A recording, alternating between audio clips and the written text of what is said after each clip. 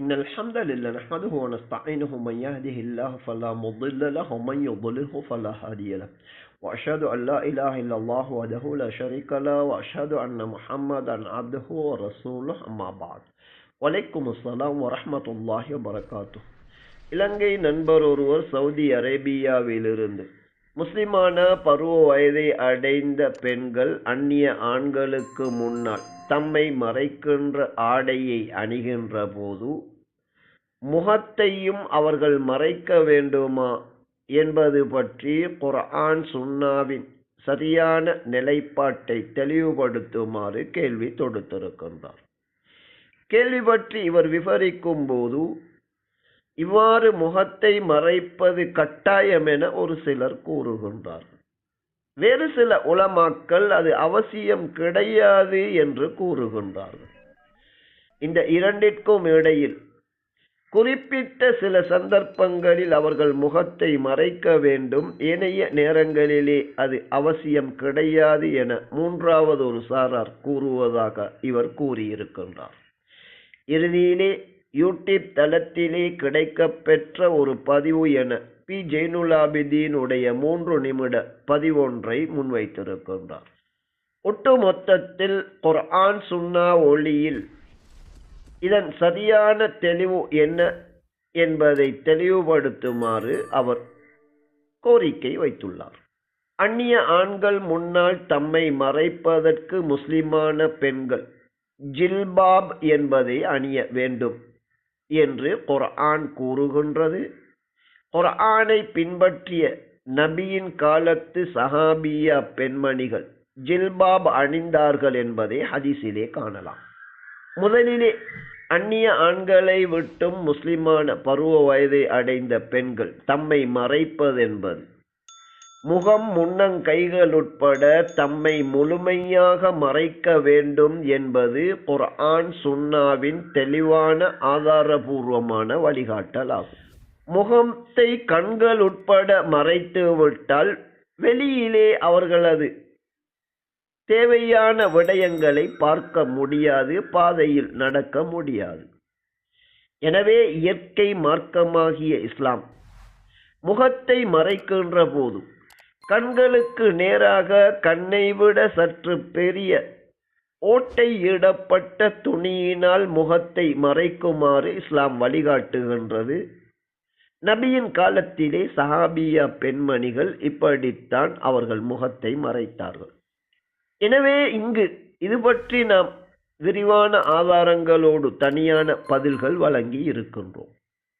இதற்கும் இஸ்லாத்திற்கும் சம்பந்தம் கிடையாது என இங்கே முன்வைக்கப்பட்ட பதிவிலே பி ஜெய்னுலாபிதீன் கூறியிருக்கின்றார். இவர் கூறுகின்ற கருத்திற்கு ஆதாரம் என்ன என்பதை கவனித்து அது சரியா என்பதை புரிந்து கொள்வதே இந்த இடத்தில் அவசியமானதாகும். குர்ஆன் சுன்னா இப்படி ஒருபோதும் கூறவில்லை, இந்த தீர்ப்பிற்கும் இஸ்லாத்திற்கும் சம்பந்தம் கிடையாது என்ற ஒரு கருத்தை இதிலே இவர் முன்வைக்கின்றார். இரண்டாவது கருத்து, பிற்காலங்களிலே எவரேனும் இஸ்லாத்தின் பெயரால் இதனை புகுத்தி இருக்கின்றார்கள் என்றொரு கருத்தை முன்வைத்திருக்கின்றார். மூன்றாவது கருத்து, இவ்வாறு முகத்தையும் மறைப்பது என்பது குற்றச் செயல்களுக்கு இடம் வகுக்கின்றது என்ற ஒரு குற்றச்சாட்டையும் இவர் சுமத்தி இருக்கின்றார். முதல் 2 விடயங்களும் குர்ஆன் சுன்னா என்ற வஹிக்கு நேர்முரணானது என்பதை ஒரே ஒரு ஆதாரத்தை கொண்டு நீங்கள் அறிந்து கொள்ள முடியும். சஹீஹ் புகாரியிலே 4141வது இலக்கத்தில் உள்ள ஹதீஸ் தான் அந்த ஹதீஸ் ஆகும். முதலிலே இவர் குறிப்பிடுகின்ற குர்ஆன் வசனம் 33வது அத்தியாயத்தின் 59வது வசனம். தம்மை மறைப்பதற்கு ஜில்பாப் அணிகின்ற அந்த பெண்கள் அவர்கள் அறியப்பட வேண்டும் என்று அல்லாஹ் கூறுவதாக இவர் கூறுகின்றார். அது முற்றிலும் உண்மையாகும்.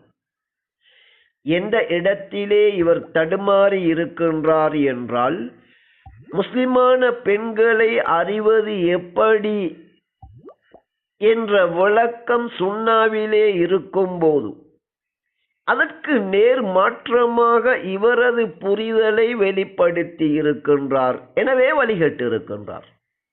குர்ஆன் சுன்னாவிலே முகத்தை முஸ்லிமான பெண்கள் அந்நிய ஆண்களுக்கு முன்னால் மறைக்க வேண்டும் என்பதை இதே குர்ஆன் வசனம் கூறுகின்றது. எப்படி கூறுகின்றது? யுதுனீன அலைஹின்ன மின் ஜலாபீபிஹின்ன, அவர்களுடைய ஜில்பாபுகளை கொண்டு அவர்கள் அதன் ஒரு பகுதியை தொங்கவிட வேண்டும் என்று அல்லாஹ் கூறுகின்றான். இப்போது ஜில்பாபில் இருந்து ஒரு பகுதியை எங்கே எப்படி தொங்க விடுவது?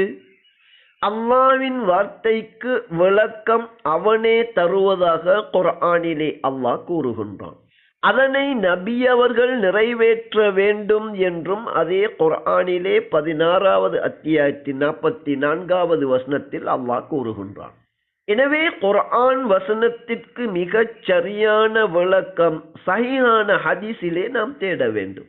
இப்போது ஜில்பாப் என்பதிலிருந்து ஒரு பகுதியை தொங்க விடுவது, நபியிடமிருந்து தீனை பல கேள்விகள் கேட்டு தெளிவு பெற்று சரியான அறிவை பெற்று அதனை பின்பற்றிய நபி தோழி அவர்களில் ஒருவர்தான் ஆயிஷா ரலியல்லாஹு அன்ஹா அவர்கள்.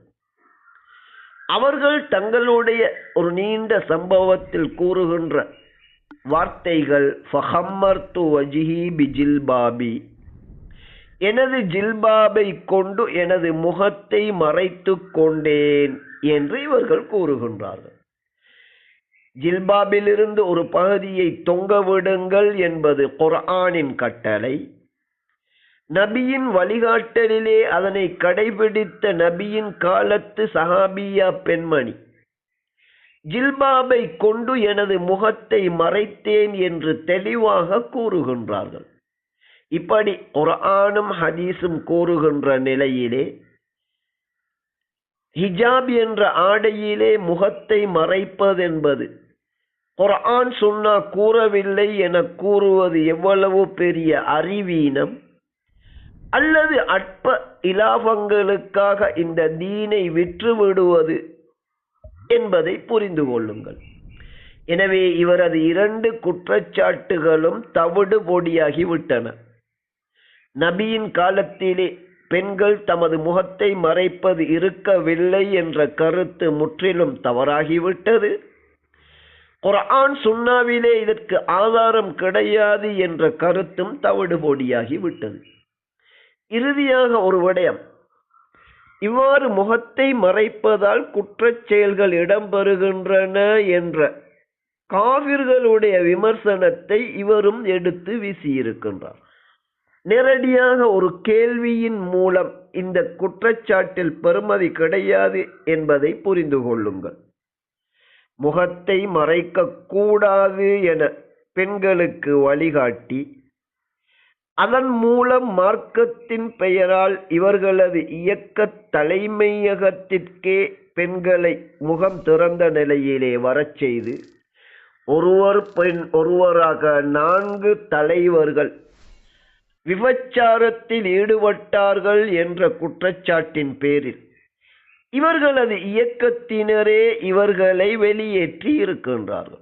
அப்படி என்றால் அல்லாஹ்வுடைய கட்டளையை கடைபிடிப்பதினால் தான் இந்த குற்றச் செயல்கள் நிகழ்கின்றனவா, அல்லது தனி மனிதர்களுடைய பலவீனம் காரணமாக குற்றச் செயல்கள் இடம்பெறுகின்றனவா? அல்லாஹ்வின் அருளால் நபியின் காலத்திலே சஹாபியா பெண்மணிகள் தங்களது முகத்தை மறைத்திருக்கின்றார்கள். 1-2 விபச்சாரம் என்ற குற்றச்சாட்டை தவிர மனித இனமே ஆச்சரியப்படும் விதத்திலே தம்மை முழுமையாக மறைத்து ஃபித்னாக்களின் வாசலை மூடி நடைமுறை உதாரணமாக நபியின் காலத்திலிருந்து இன்று வரைக்கும் நெருவழி நடக்கின்ற பெண்கள் இவ்வாறு முகம் உட்பட முழுமையாக மறைத்ததன் விளைவாக ஒழுக்கமிக்க சமூகமாகத்தான் வாழ்ந்திருக்கின்றார்கள். எனவே குற்றச் செயல்களுக்கு இடம் வகுக்கின்றது என்பது பி ஜெய்னுல் ஆபிதீனுடைய அபத்தமாகும். இவையெல்லாம் இஸ்லாம் கிடையாது.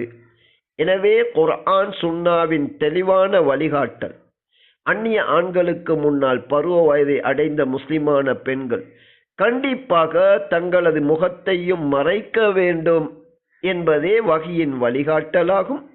மாற்று கருத்து சொல்பவர்களை பகிரங்கமான அழகிய விவாதங்களுக்கு அழைக்கின்றோம். அவர்கள் தவறான வழிகாட்டலையே மக்களுக்கு வழங்கிக் கொண்டிருக்கின்றார்கள் என்பதே உண்மையாகும்.